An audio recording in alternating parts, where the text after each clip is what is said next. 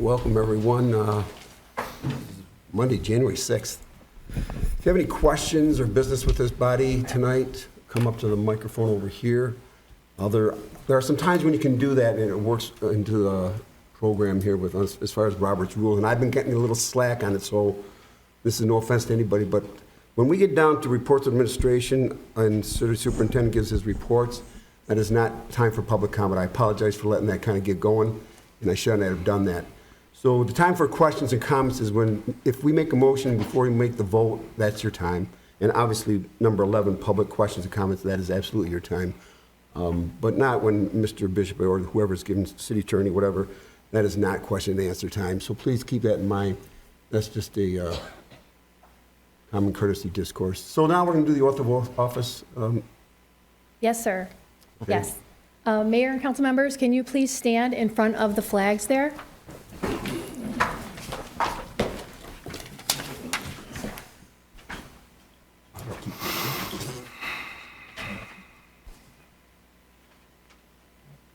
All right, so you'll follow my prompts. Okay. Congratulations. Thank you for sharing your time with the community. And at this time, we will take your oath of office. Please raise your right hand and all repeat after me. I do solemnly swear or affirm I do solemnly swear and affirm that I will support the Constitution of the United States, that I will support the Constitution of the United States, the Constitution of this state, the Constitution of this state, and the Charter of the City of St. Clair. and the Charter of the City of St. Clair. Mr. Cedar, please repeat after me. And that I will faithfully perform the duties of the office of mayor. And I will faithfully perform the duties of office of mayor. Mr. Kufa and Mr. Volz, please repeat after me. And I will faithfully perform the duties of the office of council member, First Ward. And will faithfully perform the duties of office of council member, First Ward. Mr. Paul and Mr. Laporte, please repeat after me. And that I will faithfully perform the duties of the office of council member, Second Ward. I will faithfully perform the duties Of council member, Second Ward. Mr. Gottler and Mr. Westrick, please repeat after me. And that I will faithfully perform the duties of the office of council member, Third Ward. And that I will faithfully perform the duties of the office of council member, Third Ward. And everybody, please repeat after me. In and for the city of St. Clair, And for the city of St. Clair, county of St. Clair, county of St. Clair, and state of Michigan, state of Michigan, according to the best of my ability. According to the best of my abilities. Congratulations again. Thank you very much. When you return to your seats, please sign the oath. Thank you.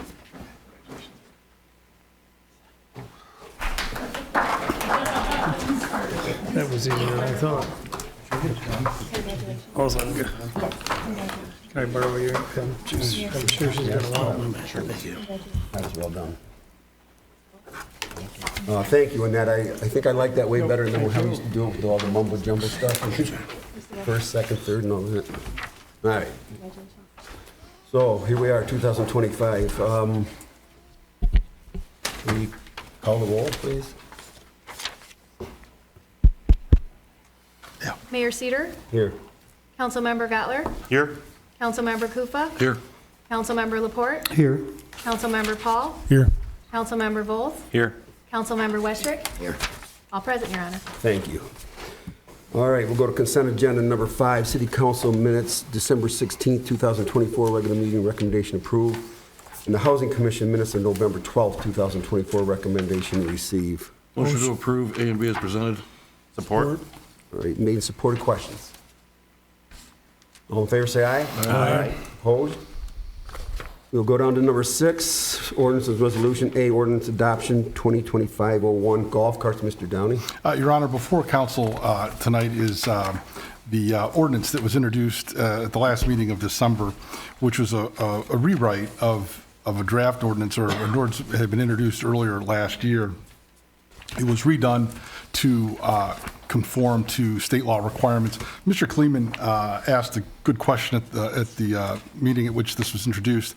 I didn't have a specific answer for him, but I want to address in turn the several distinctions between the ordinance as it was introduced maybe mid to late summer last year and the one that was introduced in December.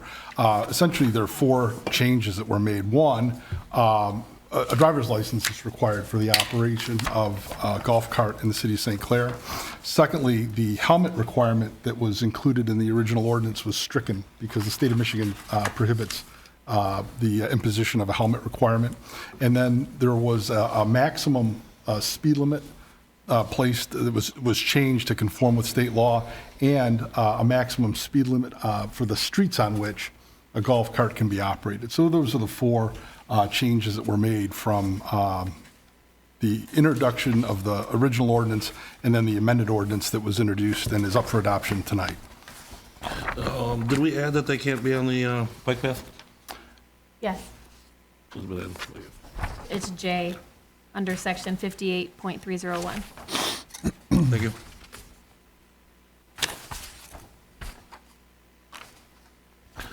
I'll make a motion to approve. I'll support. All right, the motion's been made, supported. Questions? All right, call the roll, please. Cutler, Yes. Huffa, Yes. Laporte, Yes. Paul, Yes. Volk, Yes. Westrick, Yes. Cedar. Yes. Ordinance adopted. Thank you. Go to B, ordinance introduction, 2025-02, conditional rezoning 1309 Clinton. This is going to take a couple different motions. The first motion is going to be to bring this off the table. This was tabled, so we'll need a motion to take it off the table, and after that motion passes or doesn't, we'll have another motion to introduce. I'll make a motion to take it off the table. Support. Questions? Call the roll to pull it off the table, please. Huffa, Yes. Laporte, Yes. Paul, Yes. Volk, Yes. Westrick, Yes. Cutler, Yes. Cedar. Yes. Motion carries. All right, so now we'll have a separate motion if somebody wants to introduce this. Your Honor, if I might just give a little background on this as well. The reason for the tabling of this issue last month was that it was put up for approval or endorsement of a planning commission recommendation to make this property conditionally rezoned. In further consultation with the city's planner, Mr. Skirdo, he confirmed for me that the appropriate mechanism to endorse that change is by way of an amendment to the city's zoning map. So rather than simply having a motion and a voice vote, this is actually going to be an ordinance introduction, and then ultimately, if council wishes to follow the planning commission's lead, there'll be an adoption later this month. But it requires that the owner of the property enter into an agreement with the city to actually make like a contractual agreement to address these conditions that were approved by the planning commission. Upon the adoption of the ordinance, the ordinance itself and the agreement, which will be affixed to the ordinance, will be recorded on the county records, and that conditional rezoning will run with the land if, in fact, the conditional rezoning is adopted by city council. So that's why there's been a postponement, and that's why this comes back to you in a different form than it originally appeared last month.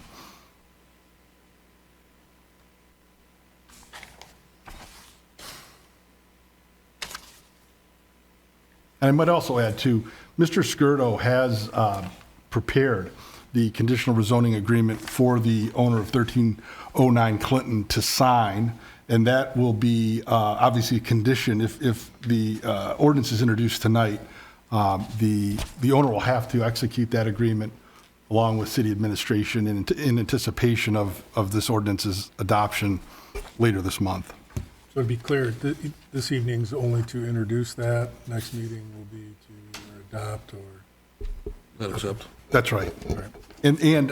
Yes, that's correct, but I'd also add that one of the conditions of the adoption has not taken place yet. This agreement must be executed, and if introduced tonight, that'll trigger administration working with the owner of the property to have this agreement executed, so that will be in hand by the time this comes back to council later this month.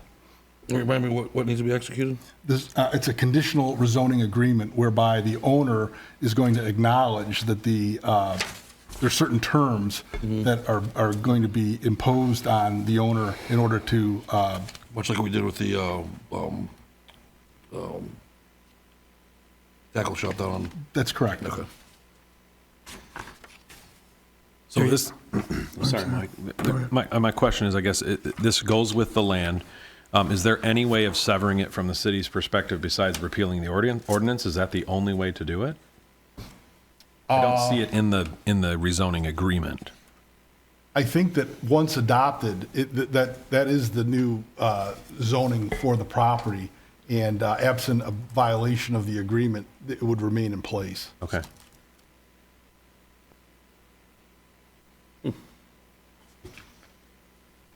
I'd make the motion. Support. All right, the motion made, supported, questions? All right, call the roll, please. So clarification, introducing the ordinance, is that also agreeing to the conditional rezone agreement? So after it's signed, I take it to the Register of Deeds? The conditional rezoning agreement is going to be made a part of the ordinance that's going to be adopted at the next meeting. So all of the documentation, the new amended ordinance, along with the conditional rezoning agreement, will all be recorded as one item. Okay. But that was part of my question, though. That's going to be done at the next meeting for the formal approval of, or discussion of the terms. So Well, I think that I believe that that's been made a part of the packet, has it not? The Yes. proposed agreement? Yeah. Yes. I think that if there's any question about what those terms are, that would need to be addressed now, or simply not introduce the proposed amendment. I did have questions similar to what we did to, is it Michigan, my Gardner? There was a lot of discussion on lights from the trafficking, and there was conditions on landscaping, hardscape or softscape, to be put in to minimize that lighting to whether it was residential reflection or anything else. The paperwork I have in front of me, there's nothing that's discussing any of those items being put in place. 2E, complete lighting and landscaping per approved site plan. Yeah, I don't have. Yeah, we don't have the site plan though. Like, But this agreement is only for the zoning, is that correct? It is. Yeah, not the actual. not the terms of- actual site plan. Am I correct in asking, That's you're what- yeah. looking for more information from the site plan? I'm trying to Come- figure out at what point in time does the site plan become part of, because for Michigan Gardner, that was a whole new process for us to Yeah. talk through. When did we talk through? How did those terms get added into the agreement of the softscape? This is what it was, this is how it's going to be managed, and then we approved it at that point. Are you asking when we've seen the details of the? If I will, part of the planning commission minutes that was provided to me, this is what it says about the conditions. This might shore up some things. So, planning commission, they made a motion to recommend to council for approval of the conditional rezoning request with specific drive-up, following the applicant's conditions that have been brought before us for the property located at 1309 Clinton Avenue, and here are the conditions. All site plan review and variance procedures as outlined in the zoning ordinance will be followed. Business hours will be Monday through Saturday, 6 a.m. to 6 p. Hours of operation for the drive-through will be Monday through Saturday, 6 a to 6 p. Move existing operations that are currently in the back of the building to a new location on or before June of 2026. Complete lighting and landscaping per approved site plan from August 2021. So to reference the lighting issue, I would refer back to the site plan that was approved in August of 21. A traffic consultant to look at the layout and loading review of the on-site drive-through. This was submitted to Fishbeck for review on November 4th, 2024.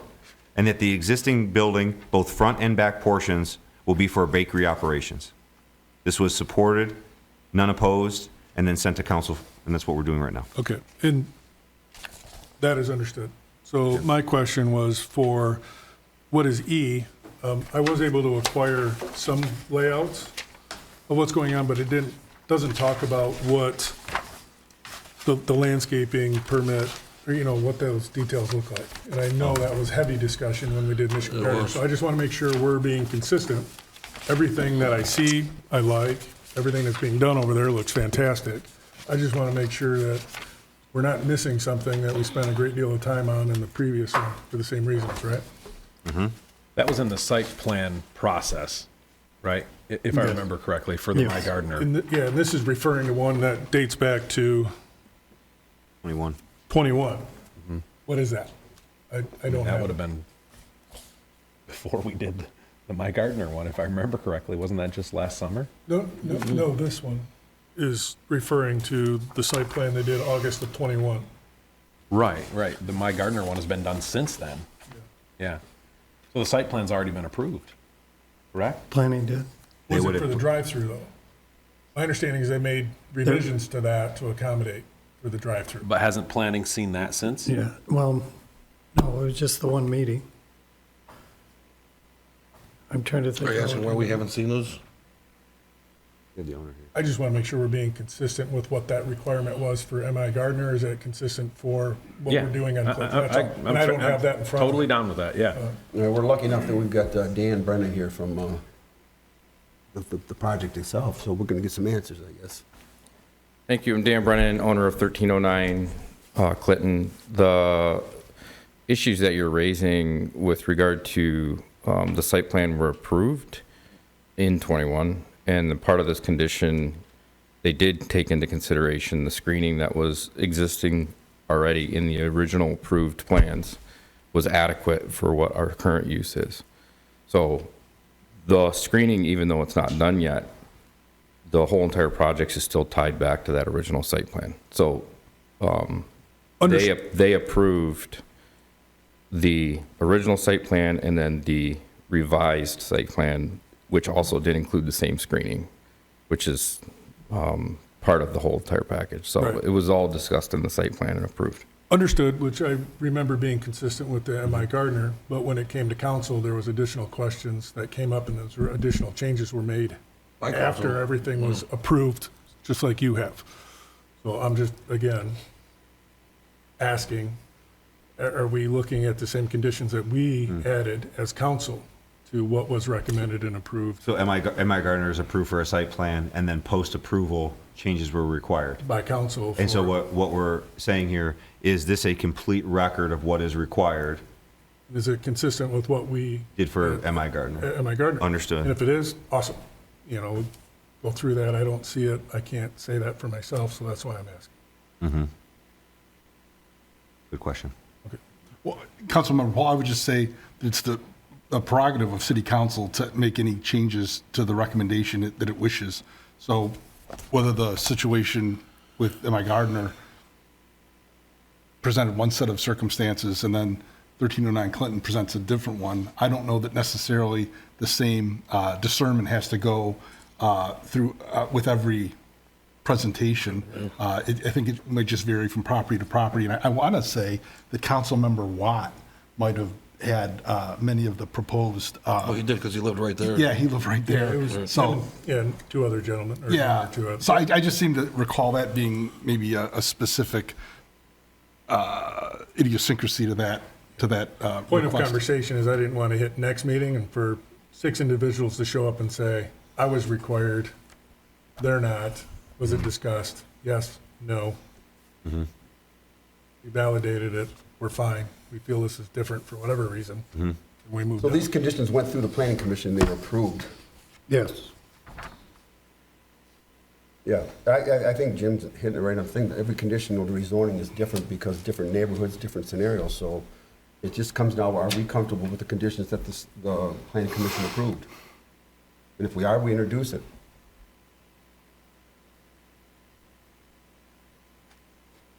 I support that, but Call the question then. Let's take the vote. It was voted on, or it was. No, it hasn't voted, motion. but- Is the motion Motion was supported? made. Motion was made. Made and All right, supported. call the vote, please. Thanks, Dan. Support? Yes. Paul? yes. Bowles? Yes. Westrick? Yes. Fowler? Yes. Kufa? Yes. Cedar? Yes. Ordinance introduced. Thank you. All right, let's go to reports of administration. Mr. Bishop, what do you got? I have a couple things tonight. I want to first start out just by saying, hope everybody had a Merry Christmas. and I hope everybody had a happy new year for whatever that looked like for them. We had some beautiful weather for Christmas, and then it got cold, so bundle up when you're out there and be safe while you're driving. I want to talk a little bit about the intersection, the crosswalk at Cargill, crossing the street. So BMJ Engineering, they called me, this was months and months, almost a year ago, and asked me to write a letter of support in favor of a flashing beacon outside of Cargill, because if you come through town at 5 a.m. or whatnot, and somebody's trying to cross that intersection, it can be pretty tight and can be pretty dangerous for the workers trying to get to and from work. And so we wrote a letter of support. That letter of support sat tabled for a long time. We thought it had failed. We had actually called and got an update on it, and sure enough, they're going to be getting their flashing beacon. And so, Is that on both sides? I haven't seen the actual design of where it's going to be located, but it has been issued. It's been issued a project number, and so now they're waiting for the official permits, and then they'll be having those installed. The reason I'm asking, yesterday, FedEx truck was sitting there, and I was driving down the interior lane. Last minute, I caught the fact that, I'm looking, stemming out. I stopped, saw it. I almost got hammered from behind, which would have taken out the individual crossing. So if it's only on one side, you don't have visibility if there's a vehicle, truck, or some potentially blocking it. It literally happened to me yesterday. Wow. So Yeah. I'm hoping it's on both sides, so at least we have visibility of not blocked Right on on. that side, right? Yeah. Yeah. I can follow up because they're going to have to come to the city for another permit too, especially for right-of-ways and things like that. Okay. So we'll get more detail on it. But that was a win. We'll chalk that one up as a win. Yeah, it's important. Yeah, it's definitely Woke important. me up yesterday. I bet. Waste management, we absolutely know that their cart rollout program is underway. And just like anything else, that takes a lot of coordination. It's a citywide program, and there's been a lot of fumbles. And we can narrow this down to some communication gaps. We are contacting and have been in contact with Waste Management. We've actually requested a meeting where we're going to be sitting down face-to-face with them so we can ensure what the rest of this program is going to look like.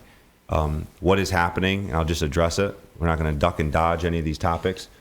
Biggest issue is that we communicated that the residents could call Waste Management and they could request a smaller cart.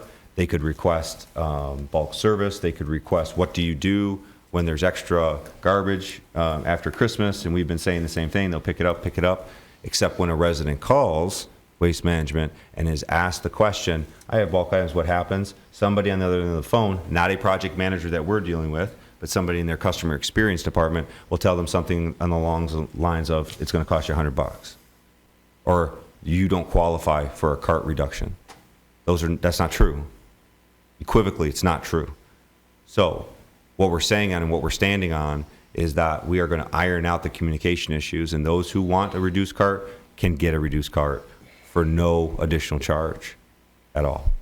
Okay?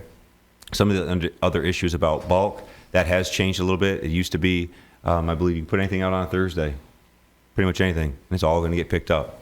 Now with the cart program that they have, there's certain items that can be picked up on certain days and on scheduled days because they're platooning different sized trucks and different types of trucks on those days to collect the bulk items. You can't collect a bulk item with a automated armature. You can't pick up a dresser like the same way you can pick up a can. So we are going to be ironing out all those details. And the big takeaway there is that whatever is communicated to us from Waste Management is the same message that the customer experience representative from Waste Management tells the resident when they call. That's the objective. We've got to get on the same page there. So I apologize on behalf of the program that it's been difficult for some. They've gotten mixed messages for some. And if it's negatively affected anybody, I do apologize for that. And we're going to do what we need to do on our end to straighten out the communication kinks. Okay? I just wanted to address that and make sure that it was said. Okay. Last but not least for me, and this is important, so give me a little bit of patience because we need to go through this very important topic.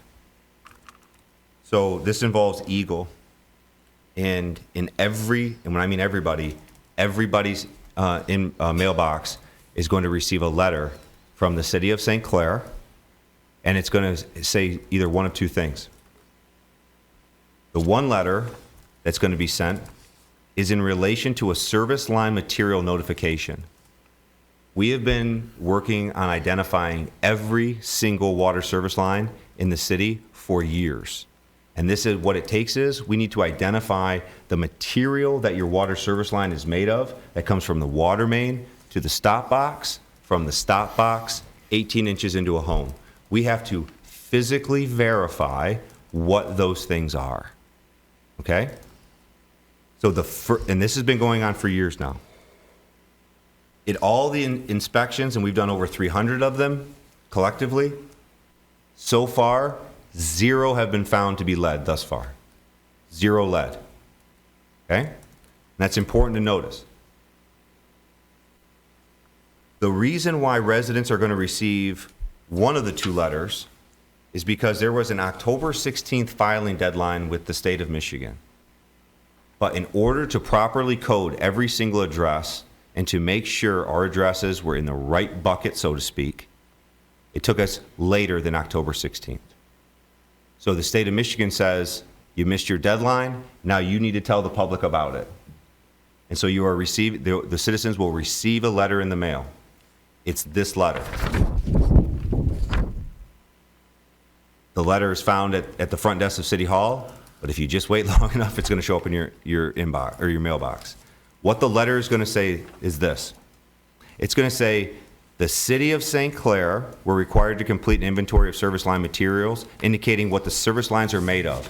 Are they made of lead, galvanized, previously connected to lead, unknown, meaning we don't know, we can't get to it, we have no idea what that service line is, or non-lead materials, and then report that inventory to the state by October 16th. I just described why we didn't do it by October 16th.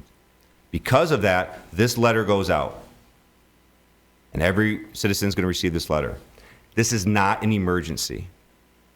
I cannot emphasize that enough. When you get a letter from Eagle and they start saying things like the effects of lead and galvanized pipe connected to lead, if you read this in detail, the effects of lead, if we all remember Flint and the effects of there, it can be pretty scary stuff. But what we're saying and we're outlining here is that this is not an emergency. This is a required documentation that we need to send this out to people. Every single person's getting one. Over 2,400 some letters have been mailed. Household addresses. Then,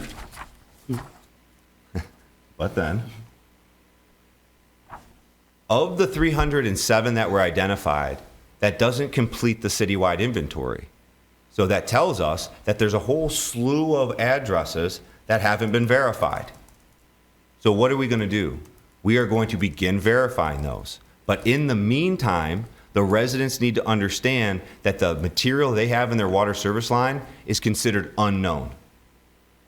Unknown means I can't equivocally say that your service line is made out of plastic or copper or galvanized or lead. I cannot say those things until we verify them. But I want to emphasize this again. Of the 307 we have identified, 0 have been lead. Okay? So they're going to get this second letter, and it's going to say right on the top when they open this, notification that your water service line material is unknown and may contain lead. Right away, if I'm a resident, I'm queuing into what the rest of this says. Okay? This is standard language that is required to be reported by Eagle, so we have to use this required language. But I'm explaining to you exactly what this is and what this means. It will go on to say the health effects of lead. And then it will give you all kinds of things that you can do to reduce having exposure to lead in your water.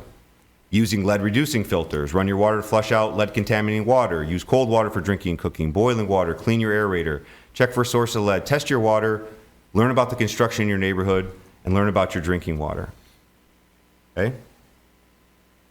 So this is not a letter to tell residents you have lead pipes. This is a letter that is required by Eagle. We need to inform them that the material of their water line is unknown, but it will be known because we're going to verify it. How are we going to verify it? What are the methods that we're going to do that? We had over a 2-hour meeting today with our department heads, and we came together. So once the letters have been rolled out, then we are going to go back in. The phone calls are going to start about tomorrow, and they're going to run hard for about a month because everybody's going to want to know about their lead service line. We have a process in place to take on every single call. at City Hall to direct every single person that calls to find out some information about their house. First of all, if the house was built after 1988, we know that lead was outlawed. And so we can ask them, when was your house built? And some qualifying questions. Some are going to say, I don't know. And we're going to say, then we need to come and find out. Our DPW then is going to have the same form. They're going to be notified, and they're going to be put on a schedule to go and actually physically verify what this is.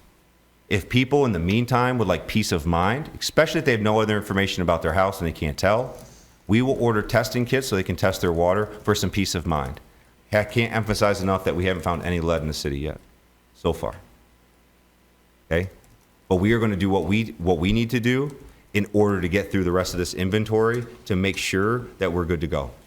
If galvanized lines are found, we will contact that homeowner. And then what's going to happen is this. Either the galvanized line is going to be on the city side, which for if you don't know, the city side of the water system is from the water main to the stop box. That's city owned. From the stop box to the home, that's the homeowner side. If galvanized line is found on either one of those sides, the city is replacing it at our cost, regardless if it's on the homeowner side or if it's going to be on the city side. Galvanized lines will be removed from the city and the appropriate material will be put into the ground. When somebody calls and says, my house was built in 1920, 1930, that's a real thing. 1800s and some, right? They're going to say, well, I need to know what it is. And why don't you know, city? Why don't you know what my house is made out of? Why don't you have a map of all this? Well, we do have a map of the service lines, but we do not know the building material that was used when your house was built. And that building material may not have changed since your house was built. There's no way to know exactly what that building material is till we go put our eyes on it. And we will put our eyes on it. Now, here's the next thing. How long is this going to take? We're going to be moving through this at a pace that we can not only handle, but consistently, weekly, monthly, we will stay on this topic until it's complete. What we're asking for from the public and those who call in is that we will tell them, when it gets over to the DPW is going to start the investigations, and that investigation, if found galvanized, is put on a schedule to be replaced. We will have contractors ready to go to make that happen. It's going to be a sensitive time in the city for the next few weeks and possibly longer, because this, if you read this at face value and you didn't hear this conversation here, you may think differently about what you're being exposed to. Okay? This health, safety, and welfare of the public is paramount. It's number one. We're not talking about costs. We're not talking about nickel and diamond contract. That's not what we're talking about. We're talking about making sure that the public is safe. So we'll take the necessary steps. We'll make sure all the documentation with Eagle is absolutely correct, and we'll begin this process of identifying every line. I'm sorry I took a little extra time in that particular report, but I think that's something that's needed to be said, and I think that we need to be able to talk about this openly with the public because they're going to be concerned. Okay? Yes, indeed. Okay. That's all I have this evening. All right. Mr. Attorney, you got anything? Nothing to add, Your Honor. Any city departments? D is authorities, boards, commissions, committee chairs. Anything, anybody? No unfinished business. We'll go to number 9A, selection of mayor pro tem. With your support, council, I'd like to appoint Mr. Laporte as mayor pro tem for this upcoming term. I'll make that motion. Support. Any questions? All in favor, say aye. Aye. Opposed? Congratulations, Mr. Laporte. Thank you. Keep up the good work. Now let's go to B, 225, boards, commissions, and appointments. I have some here. Be patient with me. The Board of Review, reappoint Blank Eitner to a one-year term expiring December 31st, 2025. Dangerous Buildings, reappoint Rick Jefferson to a one-year term expiring December 31st, 2025. Downtown Development Authority, reappoint Lynn Grove with a residency waiver to a two-year term expiring December 31st, 2026. Appoint Dan Lockwood to a two-year term expiring December 31st, 2026. Brian Neiman and Paul Wade for a four-year term expiring December 31st, 2028. To the Golf Commission, reappoint Peter Tinsley, St. Clair Lions rep, for a one-year term expiring December 31st, 2025. The Library Board, reappoint Mike McCartan and Kathy Rude, each to a three-year term expiring December 31st, 2027. I'll need a motion to that and include in the motion to waive the residency requirement for Lynn Grove. Support. Did you make the motion? No, I did Oh, not. I'll make the motion. Support. Okay, motion's made, support, questions. All in favor, say aye. Aye. Opposed? At this time, I'd also like to do the city council commissions and boards, and I'm going to ask for your approval on this too, please. The Board of Cemetery Trustees, Mr. Gottler, DDA, Mr. Paul, Fire Authority, Mr. Laporte, Golf Commission, Mr. Gottler, Harbor Commission, Mr. Kufa, Historical Commission, Mr. Bowles, Library Commission, Mr. Bowles, Planning Commission, Mr. Laporte, Recreation Commission, Mr. Westrick. I'll need a motion to that effect. I'll make a motion to approve. Support. Any questions? All in favor, say aye. Aye. Opposed? Congratulations, everyone. Good luck. C, approve state and local representation appointments. Do I have that? It's on the back of the appointments. That's it. Over here. I got this. You got it. This is the appointment for state and local organizations. The city is a member of various state and local organizations. Participation is encouraged to keep the city informed of activities in the region, legislation, grant opportunities, et cetera. Appointments are the following organizations is recommended. This is to the Economic Development Alliance of St. Clair County. This is the EDA, Southwest Michigan Council of Governments at SEMCOG, and Next Michigan Development Corporation, that's the NMDC. Also, as a member of the Michigan Municipal League, pursuant to the provisions of the league bylaws, the city of St. Clair is requested to designate action by governing body of one of our officials who will be in attendance at the MML annual convention. As the official representative to cast the vote at the municipality at the annual meeting, and if possible, to designate one other official to serve as an alternate. I have performed that, and that's exactly what happens. Here are the recommendations. It's recommended to appoint myself, Quentin Bishop, for a one-year term expiring December 31st, 2025, as the official representative to the EDA, SEMCOG, MMDC, and to attend the MML annual convention. To designate Annette Sturdy for a one-year term expiring December 31st, 2025, as the alternate to the EDA and as the alternate to attend the MML and annual convention. To designate Mike Laporte for a one-year term expiring December 31st, 2025, as the alternate to SEMCOG. And to designate Dan Casey, he is the Executive Director of the St. Clair County Economic Development Alliance, for a one-year term expiring December 31st, 2025, as the Next Michigan Development Corporation alternate. I'll make a motion to approve. Support. Questions? All in favor, say aye. Aye. Opposed? Thank you. Let's go to D, engineering proposal for wastewater system preliminary evaluation. Mr. Bishop. Thank you. Mayor and Council, if you recall, a few meetings ago, I talked about applying with the intent of pursuing the Clean Water State Revolving Loan Fund.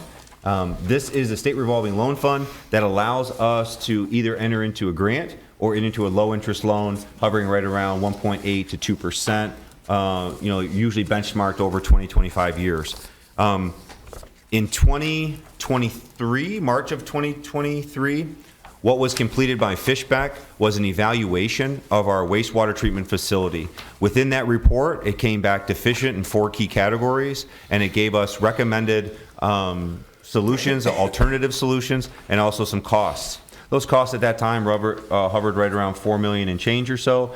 With inflation and the cost of construction since then, I would imagine somewhere probably pushing more than that. So, but in order to begin to qualify for these programs, what we need to do is have a professional document prepared, a preparation document for that application. Fishbeck has engaged the city in these types of proposals before. They engaged with getting us in 2021 in order to do the evaluation. This is the next step. So the proposal on the table from Fishbeck is for $29,500. The terms and the service schedule and what they would be able to do in the project would be to start, plan, and then bring us in to the planning of the Clean Water State Revolving Loan Fund. They would then help with owner review of the draft project planning document that would be submitted directly to the state. We would take care of some of the public advertising. Those are some of the things that we can cut off. So if we do go forward with this proposal, I would suggest that we write in a little caveat to say not to exceed. The not to exceed amount allows us a ceiling, but it also allows us to say that we're going to do some of this ourselves, and then that will reduce the cost. There will be a public hearing for comments that's necessary. City council meeting to adopt the project plan will be necessary. There'll be a resolution completed by Ms. Sturdy, who is our clerk, I'm so sorry. The clerk, and then finalize and submit the project planning document to Eagle. Once we have those project planning documents to Eagle, what happens is we're going to be scored. Once we are scored, we either will qualify or we will not qualify. If we qualify, we'll take the next step, and that decision would need to be made by council to accept that award.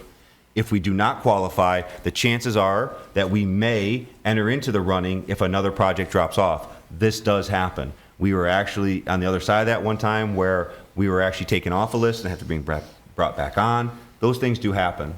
So to move forward with this proposal, they will help us apply for the Clean Water State Revolving Loan Fund, which will allow us, if awarded, to start making some of those corrections on the wastewater treatment plant, which was outlined in the March 2023 evaluation.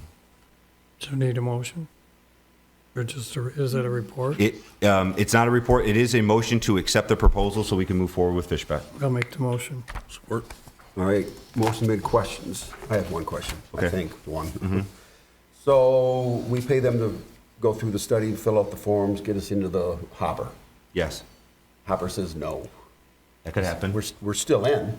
Yes. Because next year, if somebody drops off or if they reconfigure the point totals, whatever, we're still, the study's still good. Yes. Okay. Yes, it is. Yes. All right. Anybody else? All right, call the roll, please. Pauls, Yes. Bulls, Yes. Westrick, Yes. Gatler, Yes. Koopa, Yes. Laporte, Yes. Cedar. Yes. Motion carries. Thank you. All right, we'll go to E, approve J&J Lawn Service renewal and beautification contracts, Mr. Yes, what you have before you is a contract for lawn maintenance services proposed by J&J, and you also have a beautification agreement. So there's really two different things going on here, so we can attack one individually or both at the same time, whatever your preference. So J&J has been providing lawn service now for a few years. They have proposed an additional year to the contract for lawn maintenance services, and this would be throughout the city at no additional cost and no increases from the year previous. The locations, I'm just going to rattle off a few, wherever they would mow and trim throughout the city. This is things like community center off I can't speak tonight. The community center off Trumbull Street, the municipal offices here off Kearney, the Boat Harbor, wastewater, water treatment plant, Sinclair Park, Rotary Park, Library, Fire Hall, Palmer Park, Hillside, Clutcha, Diamond Point, Gregg, Skate Park, Spring Street, Retention Pond, the Trumbull, M29 median, end of Cedar at the seawall, and the vacant lot on Oakland. And so it's the same exact contract as last year, no modifications to the lawn maintenance service agreement. I have a sort of an issue. I think they do great work throughout the city. I don't think they do good work in the cemetery. Okay. And you can't beat the price, and that's why I'm on the fence. You know, I want to vote yes, but I had a constituent take me out there 2 times to show me his issues, and both were different times in the summer. And both times, you know, the weed whacking hasn't been done along the tombstones and the grave sites. Edging was probably never done. The lawn was cut in different sections, like one week, one the next week. You could definitely tell a difference in the height of the grass. And I just feel like if I want to vote yes on it, I think we maybe need a little bit more supervision over it. Okay. So maybe have Mr. Beath out there 2 times a month just to make sure, or DPW, just to make sure that things are getting done out there. And I'd be totally okay for a 1-year extension. Yes. To see where we're at. On that note, I know that J&J has come into the office a couple times, and I know just recently we came in and we kind of hashed out top to bottom, the good, the bad, and the ugly. And we were very open with each other, and it was very transparent, saying this was phenomenal.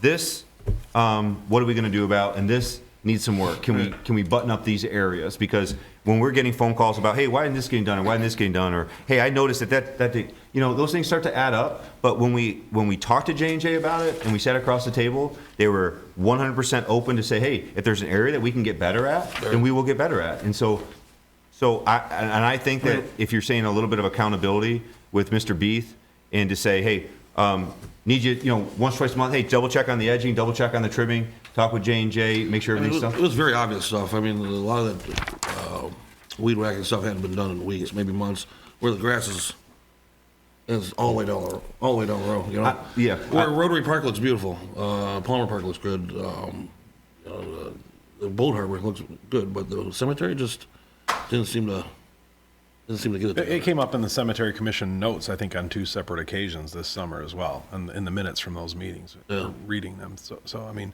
Just needing some additional TLC. yeah. I just don't think we're gonna get a price better than this. I don't want to throw that away. Yeah. I just would like to see some supervision over the cemetery, I guess. Okay, and I can say just, watching the crew operate, if there's an area of concern, it's brought to their attention, they've always been Johnny on the spot Absolutely. to correct it. So I trust that any area of improvement that we're talking about will be addressed. Is it because of the nature of the cemetery that it might need to be weed whipped more frequently? Are they weed whipping it weekly? They're supposed to weed whip every week. Every week? Yeah. And the lawn's supposed to be cut then it's completely not every being week, done, which it's not getting done, and the edging's supposed to get done once a month, which isn't getting done. It's monthly. Yeah. Yeah, there has been days, especially I'm just here in the contract here, right?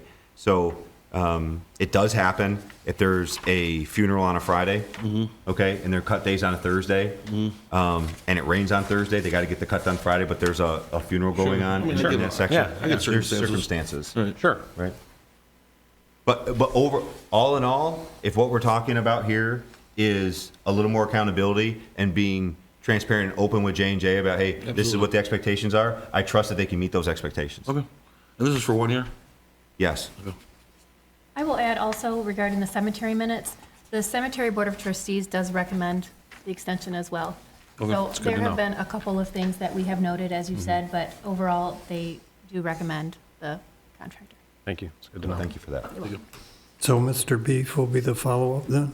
Yeah, I will talk with Mr. Beath in the morning. I'll swing back around and just say, hey, these are the expectations for this to go through, and I'm sure Mr. Beath will understand.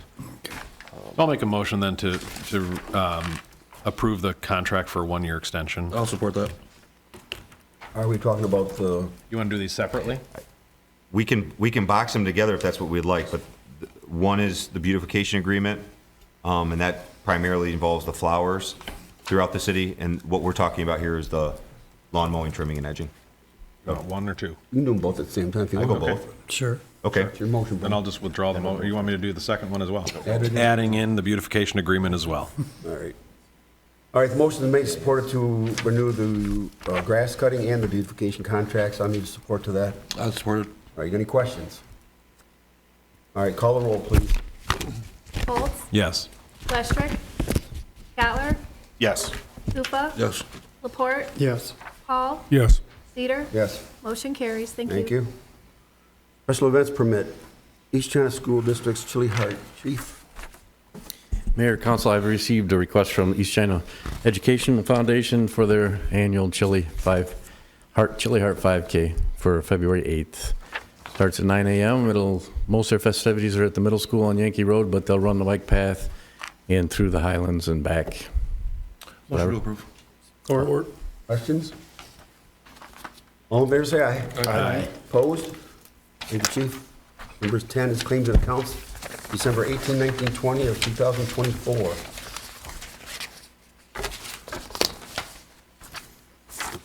hearing no questions, Your Honor, make a motion to adjourn or approve as presented. Guess I'm in a hurry to get out. The motion made, support questions. All in favor, say aye. Aye. Opposed? Number 11 is public comment. Anybody have any non-agenda items, please keep it to 3 minutes if you could.